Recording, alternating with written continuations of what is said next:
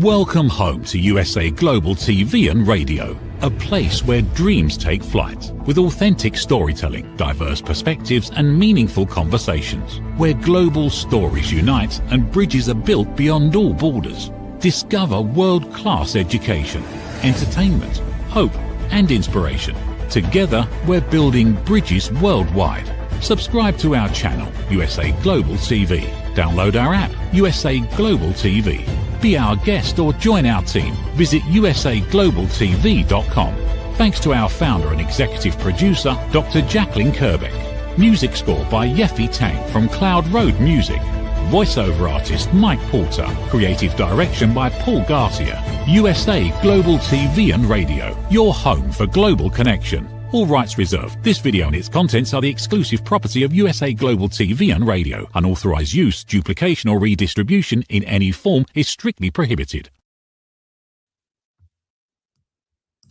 What's the one conversation that you're avoiding right now? And what's it costing you? Welcome to Authentic Achievements, because here's the reality. Leadership isn't lost in the big moments. It's lost in the conversations we avoid, the feedback we soften, the tension we ignore, the truth we don't say. And today, we're going there. I'm going to be joined very shortly by the fabulous Susanne Biro. She's a leadership expert, executive coach, author, and someone who helps leaders cut through the noise, confusion, and fear to create real clarity and impact. So, Susanne, welcome. Kim, thanks for having me. I'm so looking forward to this conversation, as I did with our last one. But that is really kind of the killer question, isn't it? What is the conversation we're avoiding, and what is it costing you? And I know that's something that you see a lot in the work you do. Can you share your thoughts, please? Yeah, I think you started it beautifully. When I ask executive groups, is there a conversation that you need to have, but you have yet to have it? Almost every hand will raise. So we know there are things that we need to say, want to say, and yet we hold back. And hold back out of all kinds of fears, and some of them really relevant and important. But I think the journey is learning to pay more attention to all the information we are getting inside of ourselves, learning to listen to that. Like, what am I thinking? What am I feeling? What am I wanting? What will serve the business? And listening more to that, and then taking some brave actions toward that, to have that conversation, to take that action, and then to see to what extent do we need to listen to and trust ourselves more fully. I love that. It's so true. But I guess that can be quite hard, can't it? Going in and listening to ourselves, because we're so busy trying to respond to whatever's going on around us. Would that be fair? Yeah, I think right now we have more information coming at each of us than we've ever had before. So yes, taking time to really pay attention to what is happening inside of me. And so one of the things, you and I talked about it before, I just wrote a book called This Could Be Everything. One of the tools I first offer is what I call the self-inquiry tool. SIT for short. Really, it's just a moment to take a pause to go, what's happening inside of me? Something happens, my spouse forgets that it's garbage day, or I'm in a board meeting and someone says something, slightly off color, and instantaneously something happens inside of me and I want to pay attention. What am I thinking? What am I feeling? Based on my thoughts and my feelings, what am I likely to do? And what impact will that likely have? What's going to be the result in the real world? And so what we can do, how we can start to really pay attention to ourselves, is to take something that goes either exceptionally well or really not well at all. And again, it can be personal or professional. Some conversation perhaps that didn't go as well as you wanted, or one that went really well. And then you just debrief it with yourself. What was the situation? What was I thinking? What was I feeling? Based on my thoughts and my feelings, what did I choose to do or not do? And what impact did that have? And if we start to pay attention to ourselves and learn about ourselves, which is, all leadership development is self-development, we will start to learn our own habits of thoughts and, very predictable ways of interacting and reacting to the world. And we want to know that. It's like, know thyself. When something happens, how do I typically respond? And is that the most useful way that I want to respond? Or are there other possibilities for me? And the sit tool just slows it down. We can do it in hindsight, or we can even start to do it right in the moment. You're in the board meeting and you notice something, is said that all of a sudden you're distracted by it. What am I thinking? You might even jot it down for yourself. What did I just say to myself about what's happening? What am I feeling? What is this feeling? Is it concern? Is it, disappointment? What is the feeling? And that's how we can start to learn about ourselves. And we really want to learn about our typical way of thinking and feeling, because it leads to what we choose to do out in the world. And it leads to all of our results, like every result, personally or professionally. And so that is the work. So it takes some intention. But if we do just a little bit over time, we then come to really know ourselves. And we go, oh, there's that thing again. Like someone said something and I just went to the story of, I always get screwed over. That's an interesting thought. When I have the thought that I'm getting screwed over, how do I feel? Feel resentful. I feel mad. How do I then behave? And what's the impact of that behavior? Probably not very good. So then we can back up and go, what's the result I'm looking for? Like a great relationship. I want to win the business. I want to get my point heard. Okay, how am I going to need to behave then? And then based on that, how am I going to need to think and feel? Now, I know I've said a lot right there. Well, there's so much I'd like us to go into and unpack from that, because you have said so much, and it's all really, really interesting, because our brain, we think we're logical, rational human beings, but the reality is scientifically proven our emotional brain responds first. Yeah. So actually taking that moment to slow it down and be intentional so that we can define the feeling from the thought is really crucial, isn't it? So how do people learn to start doing that? To do this work. I wish there was an easier answer. But we all have to do our own sit-ups. Like you want six-pack abs, you got to do the work. You got to eat impeccably and you got to do the work. And the same is true with our minds. I think what most of us are looking for, whether we can express it or not, is the ability to control ourselves. Like a level of self-mastery where we can go out into the world and be who we want and intend to be and lead in the way that I know most leaders really desire to lead. They want to be well thought of. They want to lead people well. They want to inspire other people. But the pressure of the role is enormous. And so without any awareness or intention of who we're going to be as we walk into that board meeting or we walk into that conversation, if we're not intentional, the stress of the moment can bring out the worst in any one of us. So the work really is to start to really learn how you're thinking, because your thoughts will determine everything. And so another really simple thing that listeners can take away is when you are either feeling, again, really good or really bothered by something, take out a piece of paper and just write down, what have I been thinking? And write as many thoughts as you possibly can. And you will see right on paper staring back at you why you are feeling the way you are, either very excited or very bothered by something. And then you can look at that piece of paper and go, oh, that's interesting. If I handed those collection of thoughts to any other human being, they would likely feel the way I'm feeling. Like that's what I am consuming right now in my internal world. Is that what I want to continue to consume? Is that what I want to pay attention to? Or is there another way entirely that I could choose to think? Then you might tear out another piece of paper and write down, how would someone I really admire be thinking right now about this exact same situation? Or what's a way that I could think, not that I can get there right now, but that is a possibility. And that's a way that you start to play with where you focus your internal attention. Because I think so many of us take our thoughts as us. And we fail to question them. So one of the first big ideas I have in the book is, there are you and there are your thoughts. You are not your thoughts. You can watch them.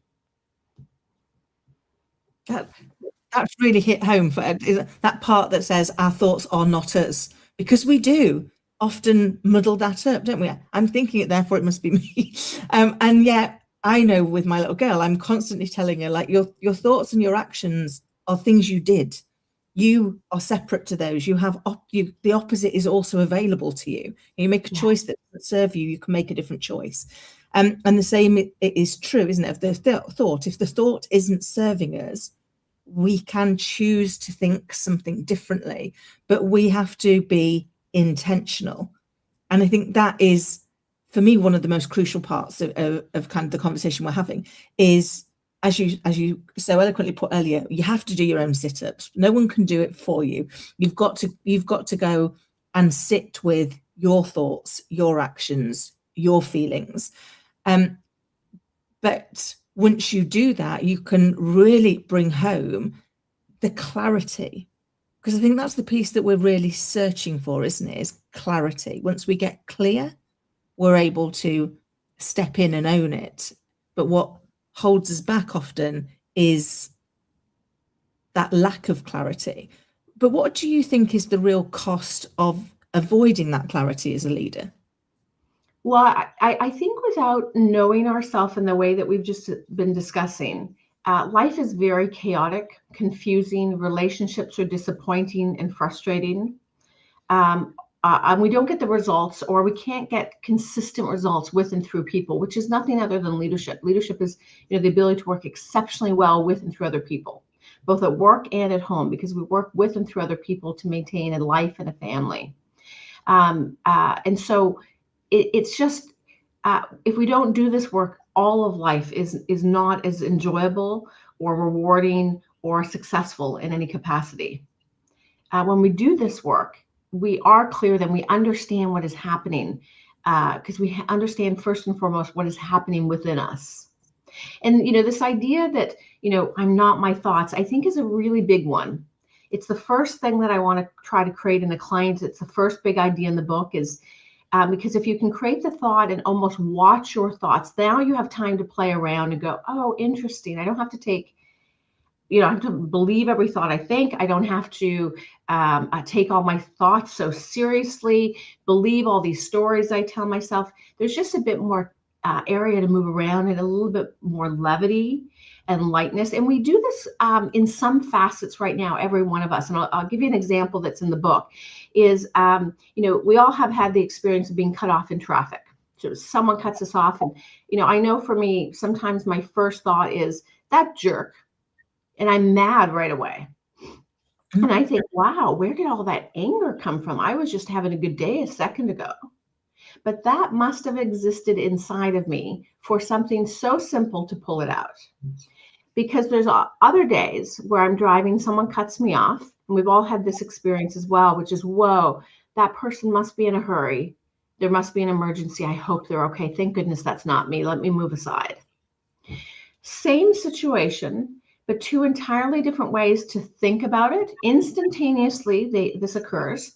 Then we have feelings, either mad, rage, upset, or concern and gratitude. Now, which one are we going to choose? We can choose it, and I think it's our responsibility to choose it, because my experience, and I've literally worked with thousands of some of the most successful leaders over the last 25 years, is life and leadership offers only problems. I mean, like adult life is just, a lot of things to handle personally and professionally, and leadership is daunting, overwhelming, exhausting, often thankless. There's just one big problem after another that lands on your desk that no one else seems to be able to solve. That's why you're the leader. And so if you're looking for any kind of reward in life and leadership, it can't come externally. It needs to come internally.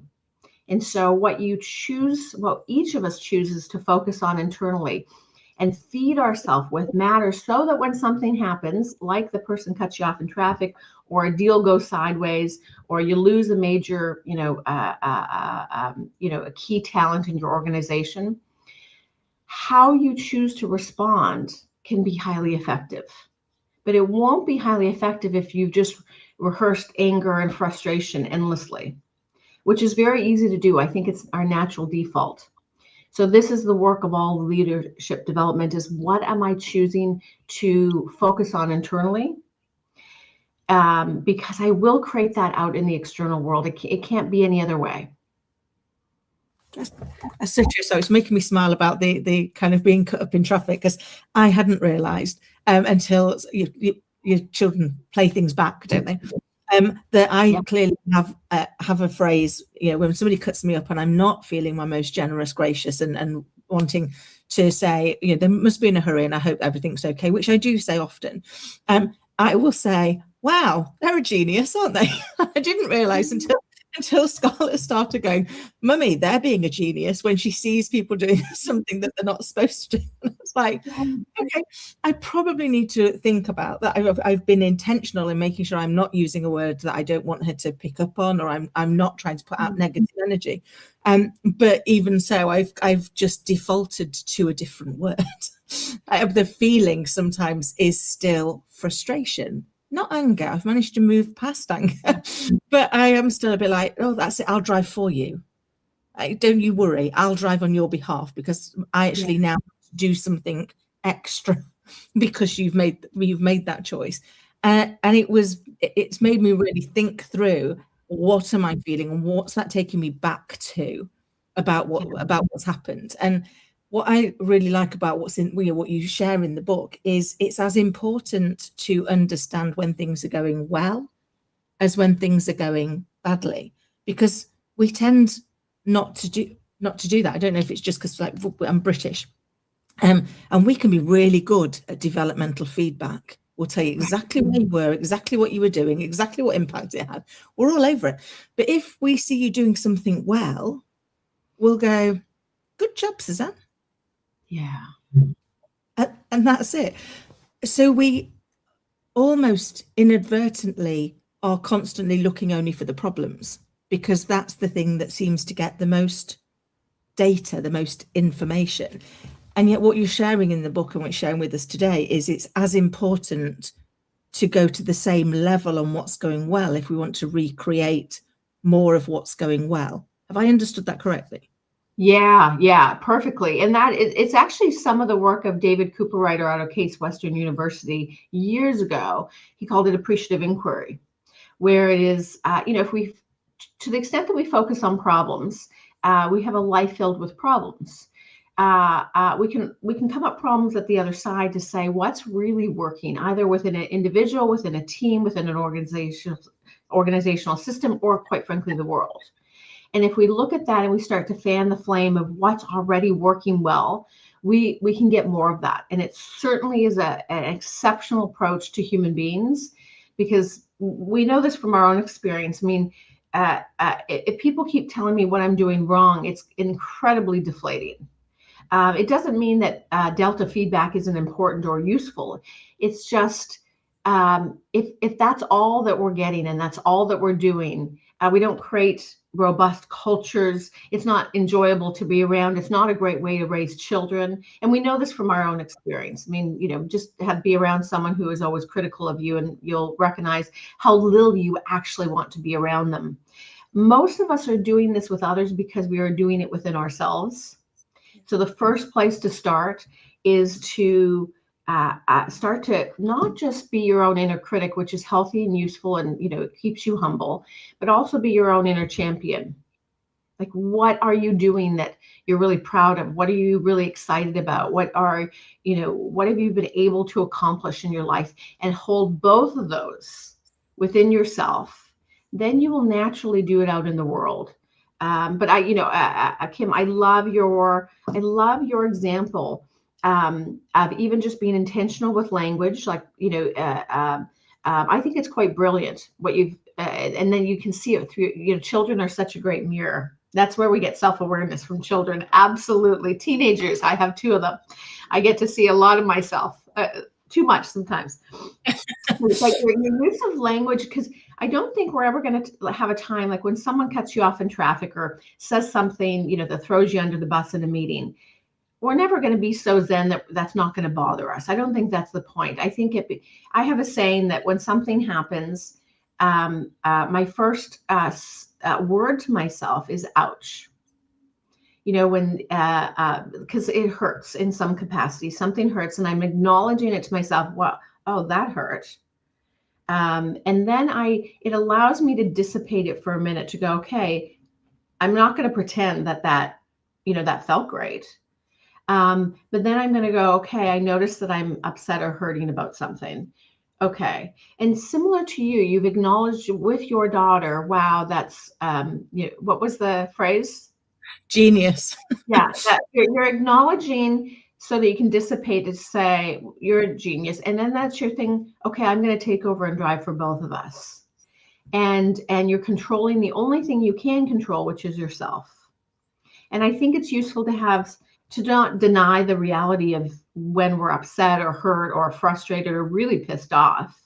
It's just, we're not usually effective when we act immediately from there. It usually becomes a very low level way of reacting in the world. And not one of us is proud when we do it.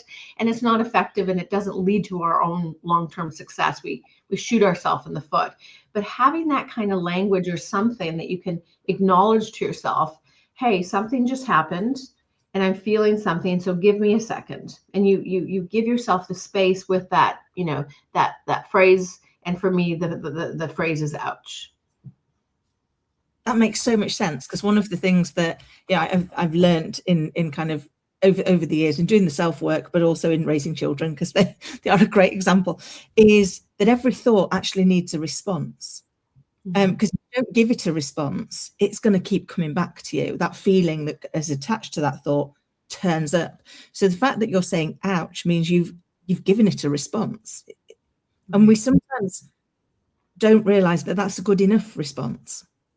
I love the phrase that the quote, silence is a response and it's a powerful one. And no is a complete sentence.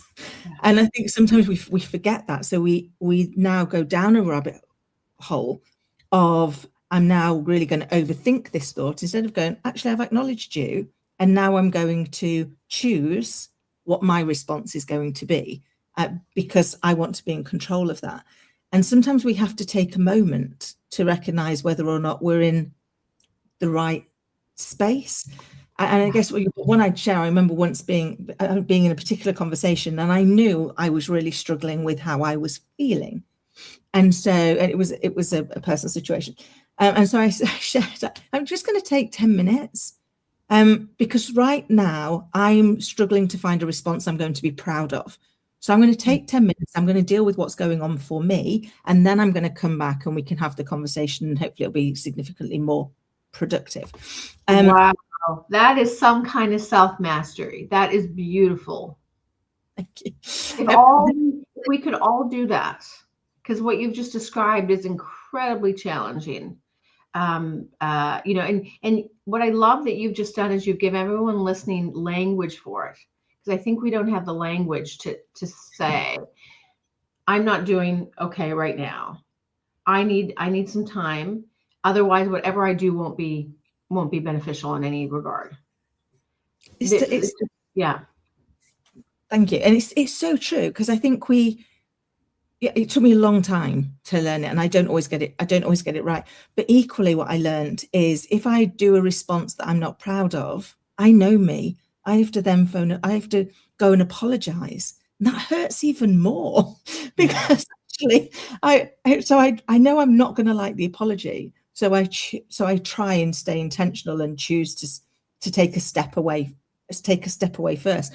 But you're so right. Sometimes it's finding the language to be able to have that conversation.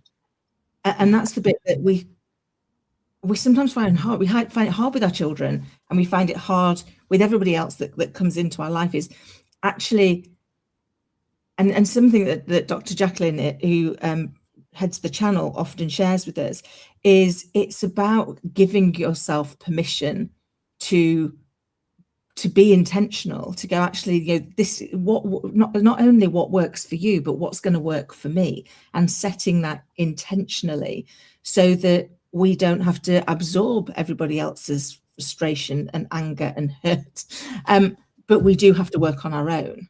Is that something you've seen? Well, I love at the beginning of our conversation, you said, something brilliant that I want to put a pin in, which is, we have this idea that human beings can be logical, but of course we cannot be purely logical. We are primarily emotional beings, all of us. Throughout history, we've said women are very emotional versus men. It's simply not true. Men just the emotions that are socially acceptable are rage and anger. And so we see a lot of that from men historically, but we're all highly emotional. We can't make the way that we are wired. We have to go through the emotional part of our brain in order to make any decision. And this is why we spend, billions of dollars on advertising campaigns to create an emotional appeal, because that's what sells. So what we do is we make emotional decisions, and then we back them up with selected pieces of logic. And all of us are doing that. So emotions are not soft, skills, being emotionally intelligent. It's literally the core of everything we care about in life, because we are the most important thing in life is human relationships, and having great human relationships either at work or at home. So what we want to do is really learn to pay attention to our emotions. There's such rich place of data of like, what am I feeling? Should I trust this person? I notice that I don't. That's very good information to pay attention to, both in business and in life. And so we really want to pay attention to our emotions as much as we can, so that we can start to learn, like, what is this telling me? How do I manage my emotions? If I pay attention to them and I give them a space, and then when do I need time? Like you just gave a great example. I think one of the things that I've noticed in my 25 years is human beings, especially very successful human beings, are very, very hard on themselves. This human gig is a really hard one. It's a daunting one. And we're so hard on ourselves. Like, I didn't get it right. I don't always get it right. You don't have to get it right all the time. I don't get it right. And I teach this. I mean, I've said in the book, like, I don't profess to do any of this well. I just know the work that's ahead. And I love, Kim, your awareness of, you're catching it in the moment, so you don't have to apologize after, is so profound. It's really hard for me to apologize. I mean, just ask my husband. It feels like a loss, and yet I know I need to do it. I know, and so it is. I want listeners to be easier on themselves. Being a human being is just, it's a daunting endeavor. We know how the story ends. We all grow old and die. I mean, what a terrifying experience this is. So let's just be easier on ourselves. And you don't have to get it right. You're never going to get it right all the time. But you could have moments of like, hey, I did that just a little bit better. That was really hard for me to bite my tongue. Or, that didn't go well, but I am not going to beat myself up.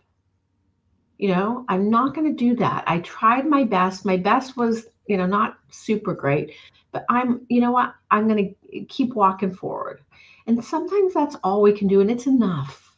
It is really enough. And if you watch, if you and I watch any movie, when we watch the main protagonist, we have such compassion and empathy for them. We want to turn that towards ourselves. We're watching the movie of our life. There's things coming at us, still, illness, divorce, death, poverty, job loss. I mean, wars. It's astronomical. Just be kind to yourself. Please be kind and gentle with yourself.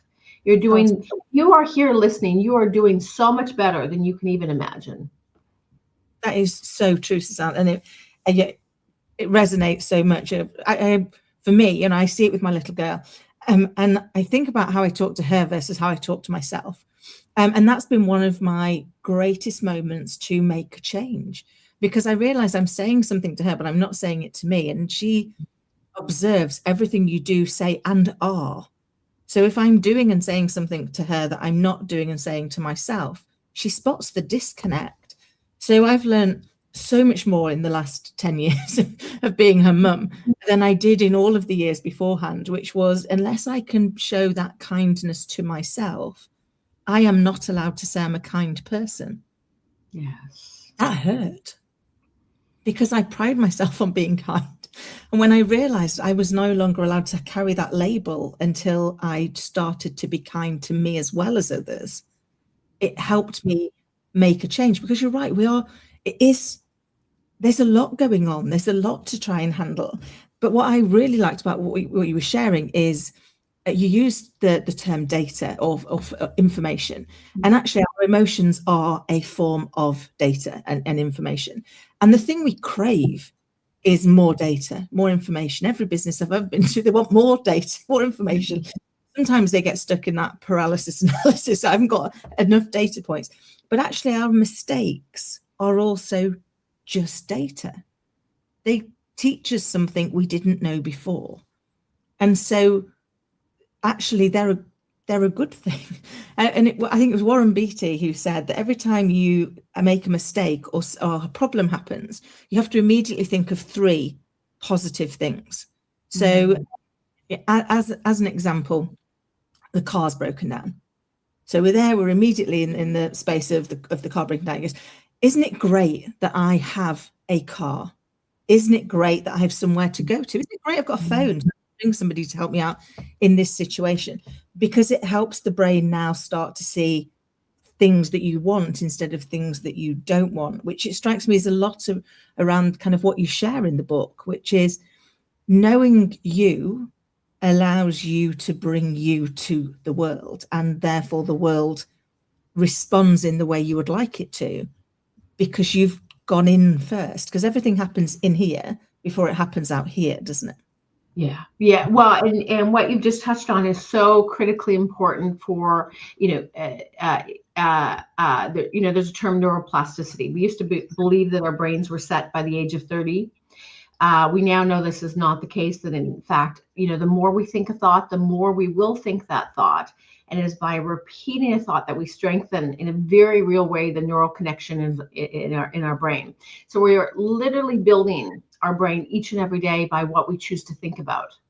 And then it becomes, just a neural connection that is like a superhighway. We don't even have to be present to actually have that thought. And most of us, experience this when we're driving. We get home and we don't even remember how we got home, or we're standing at the fridge and we don't, remember going to the fridge. It's like, why am I standing at the open fridge when I'm not hungry? Because the brain, the instrument has taken over. And so we really want to pay attention to the thoughts that we are thinking, because we are literally building and strengthening our brain in that exact way. So if you want to have a thought, I always get screwed over, then you could keep thinking it. It will become a super highway. It will become so that you don't even question it anymore. It will become your reality, and you will live according to that thought. And then guess what? You will see that everywhere. Just like if I buy a red Miazda, I see a red Miazda everywhere I go. And so start to go, what world do I want to live in? How do I want to think about myself and people? And then the more you choose to think those thoughts, even if they feel kind of phony at first, the more you repeat it, the more it becomes a habit, the more it just becomes a strengthened neural connection in your brain. You'll start to think that without even being aware of it. And then what will happen is that will just be the world that you live in. And that's the most, I think, exciting thing that I can share with anyone here. I had a client that I worked with, and at the tail end of our work, he said, there used to be a lot of jerks in my world. He used a different phrase, but I don't know where they all went. Where did they all go? And it happens in quite short order. As soon as we start to go, no, that the kind of world I want to live in. And it isn't to be, Pollyanna or like overly positive. It's just, right now in the world, there is innovation and excitement, and the world has never been better as far as healthcare and opportunity for most people. It's never been better than it is right now. That's true. The same is true is there's so much poverty. There are wars. AI is terrifying many of us. Both those things are true. Which world do you want to live in? Which one do you want to rehearse daily? Which one is you can only think so many thoughts per day. Which ones are going to have you enjoy your life, go after your goals and dreams, and have the greatest impact to be great with other people? And your job as a leader is to choose to think those things so you can enjoy your life. And when you enjoy your life, you'll be good for other people because you're good for yourself. So that is the work. And what's really exciting is you don't need anything or anyone to change in order to do it. You can start to do it right today, and it will change in a very short order. And that's what I think is so exciting. It's the, what's our last freedom? The ability to focus on what we're going to choose to focus on. That makes so much sense. And I'm smiling only because my little girl was here now. She'd be going, Mummy, you two have clearly spoken before. Because I say it's wrong. If we look for what we look for, we get more of. So if we look for people doing things wrong, we will find lots more things that are going wrong. If we look for things that are going right, then we'll find so many more things that are going right. And it sounds odd, doesn't it? It sounds too simple. And yet it's true, because our brain doesn't understand help and harm. So what we focus on, it doesn't know if we're saying, I don't want this. It just knows we're focusing on it. So it tries to fit more in. And one of the things that I've seen a lot in the work I do, and I'd love to know if you've done the same, is people are really good at what they don't want, but they're not great at knowing what they do want. So we set goals in the negative. I don't want to be overweight. I don't want to get old. I don't want to lose this job. I don't want to lose this argument. And all that actually does is drive us towards exactly what we don't want. Yes. Yeah. The unconscious doesn't register negatives. So we want to flip it every single time to, I would love this conversation to be, fun and rewarding, as opposed to, God, this could go sideways. Or I don't want to lose this business. I really want to add value in this conversation to this potential client. And just, really think about how you want to conceive of things for yourself, because it changes everything. And you said something again so profound. I want to put a pin in it.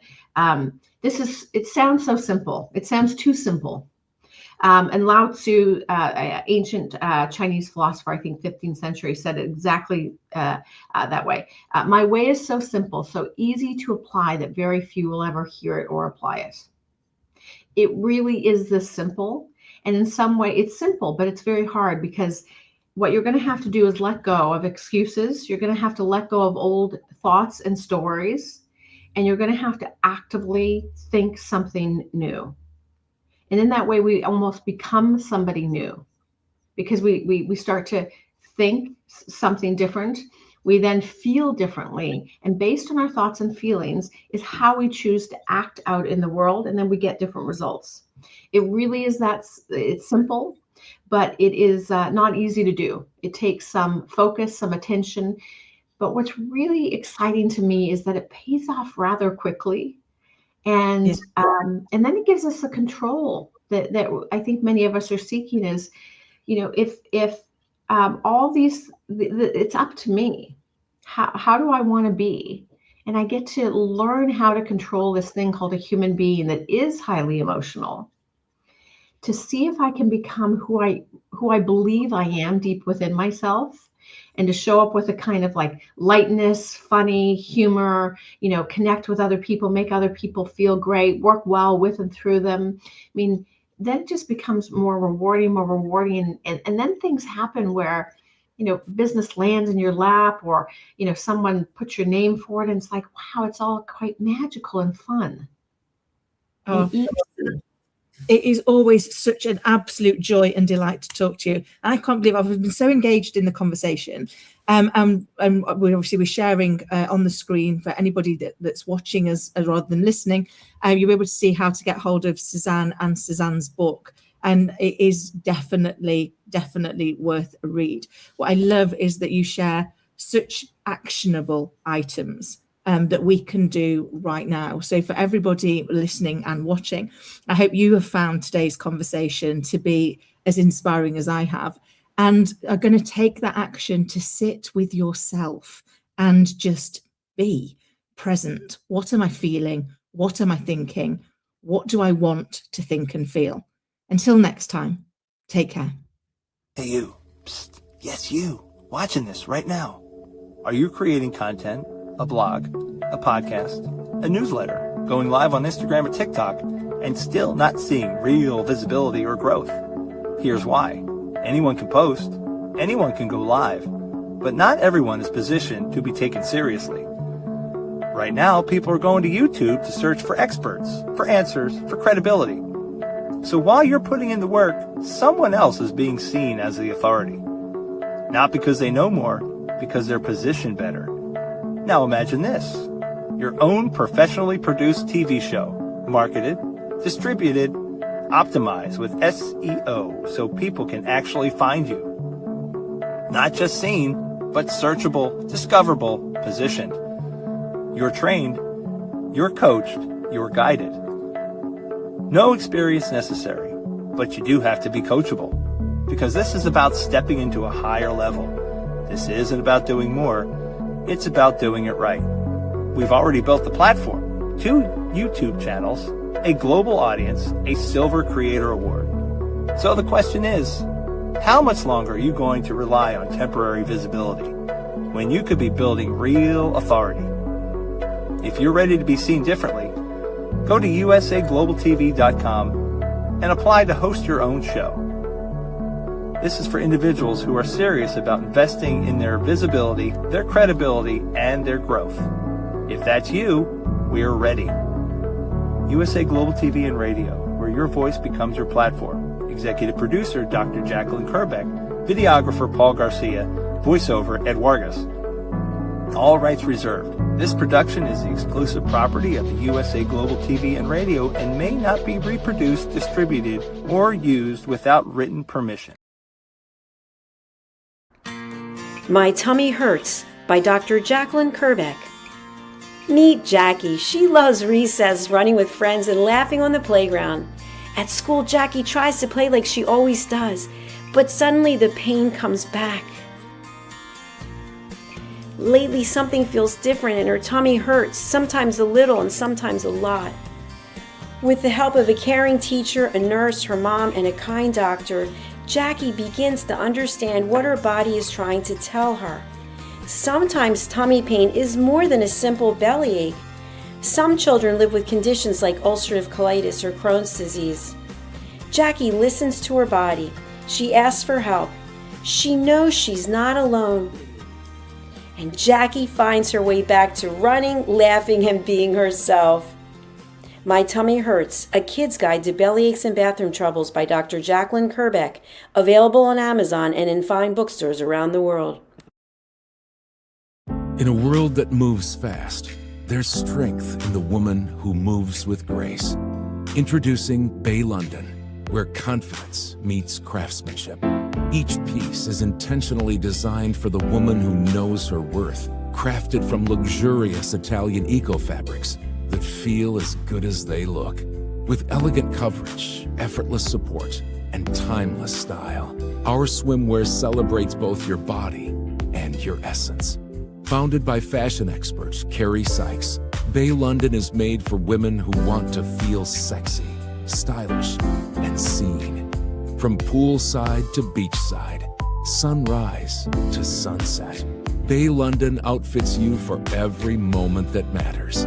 Because beauty isn't about age, it's how you wear your confidence. Bay London, confidence, elegance, effortless luxury. Visit baylondon.com. Act now for your exclusive friends and family discount of $35. Scan the QR code. Bay London, where confidence meets craftsmanship. Proud sponsor of USA Global TV and Radio. How much of your value have you been giving away? Saying yes when the answer should have been no? Lowering your price to secure the opportunity? Giving more while receiving less? Over time, it adds up. Until one moment brings clarity, you've been giving away your value. This is not about working harder. This is not about doing more. It's about boundaries. It's about pricing. It's about respect. From Dr. Jacqueline Kerbeck comes a direct and necessary message. Stop over-delivering. Stop underpricing your expertise. Stop negotiating against yourself. Because when you recognize your value, everything changes. Stop giving away your value. Boundaries, pricing, and the business of respect. Available now wherever fine books are sold and on Amazon. A film by USA Global TV and Radio. Executive producer Dr. Jacqueline Kerbeck. Videographer and cinematic production Paul Garcia. Voiceover by Ed Wargas. Stop giving it away. Start owning it. Thank you, viewers and listeners of USA Global TV and Radio, for joining us today. We're honoured to have your time and attention as part of our global community. At USA Global TV and Radio, we believe in the power of authentic conversations, meaningful connections, and creating a world of possibilities together. Want to be part of something bigger? Join our team of elevated listeners at usaglobaltv.com, a space where your voice matters and your ability to listen transforms relationships. Stay connected with us across all our platforms for thought-provoking discussions, expert insights, and empowering stories. Subscribe to our channels at youtube.com/c/USA-Global-TV. Follow us on social media and explore the endless opportunities we're creating for growth, learning, and inspiration.